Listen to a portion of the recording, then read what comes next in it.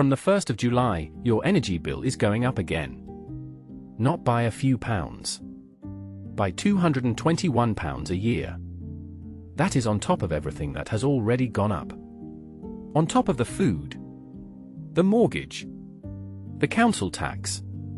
And here is the part the headlines are not telling you: British households are already carrying debt at 117% of their disposable income.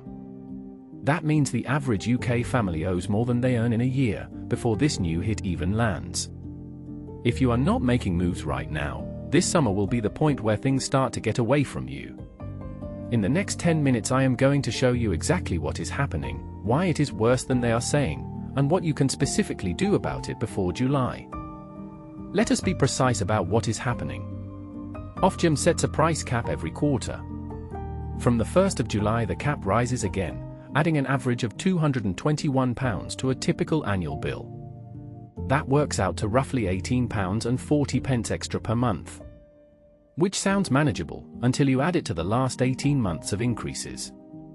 Since the energy crisis began, the average UK household is paying roughly double what they paid in 2021. And the reason prices are not falling back down is structural. The UK is heavily exposed to global gas markets, and those markets are not stabilizing. What most people do not realize is that the price cap is not a guarantee you pay that amount. It is the maximum a supplier can charge per unit. If you use more than average, your bill will be higher. And most households use more than the Ofgem average, especially those with older homes, families with children, or anyone working from home. So the real number for millions of households is not 221. It is more.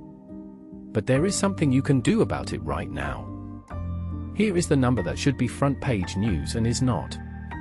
UK household debt is now at 117.5% of disposable income.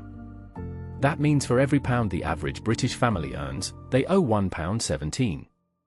That is before the July energy rise. That is before the council tax increases that hit in April.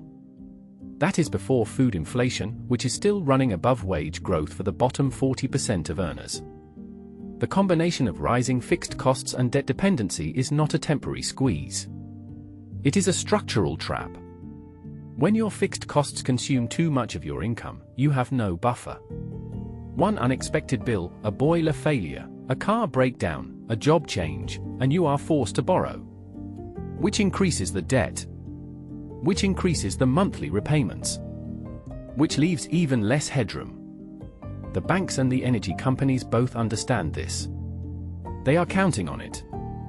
The question is whether you are going to let it happen to you, or whether you are going to make 3 specific changes before summer.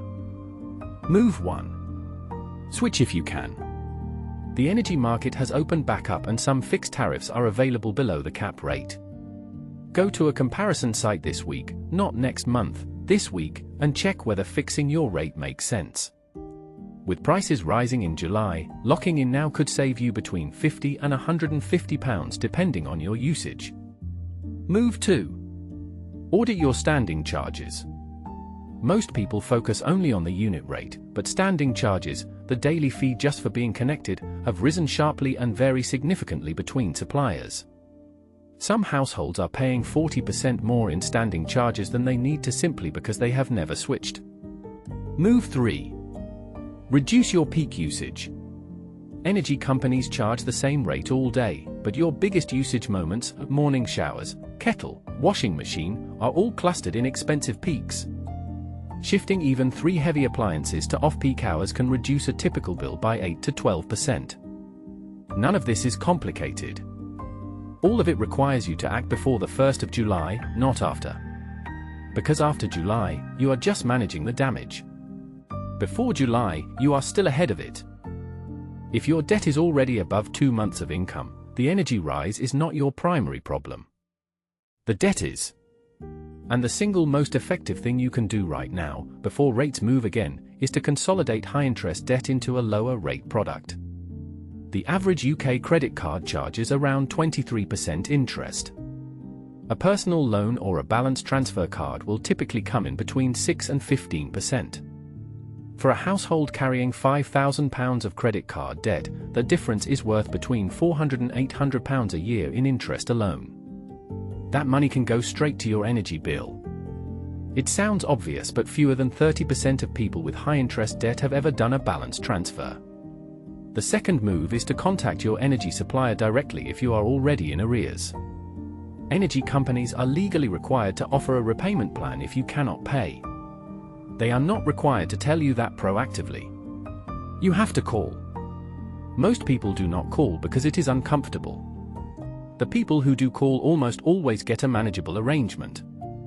The ones who do not call get cut off, and then they are in a far worse position. Make the uncomfortable call. Here is the honest context.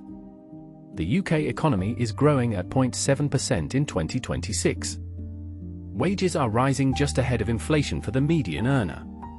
But below the median, for the 30% of households in the most financially exposed positions, real incomes are still falling. The energy rise in July is a symptom. The disease is that the UK energy market, the UK tax structure, and the UK housing market all combine to extract a disproportionate share of income from working households while protecting asset holders. That is not conspiracy. That is documented in the government's own distributional analysis. Understanding that will not lower your bill. But it should inform how urgently you treat this. Because the system is not going to change before July. You are the only variable you control. And the households that come through this period intact will be the ones who did not wait. Before you close this video, do one thing. Just one. Go to a comparison site and check your energy deal. It takes 8 minutes. If you find a better rate, switch. If you do not, at least you will know where you stand going into July. That 8 minutes of action is worth more than 100 hours of worrying about the same bill. If this gave you something useful, subscribe to Recession Playbook UK. We cut through the noise on everything that is actually affecting your money right now. Leave a comment below telling me one financial move you are making before July. I read every single one.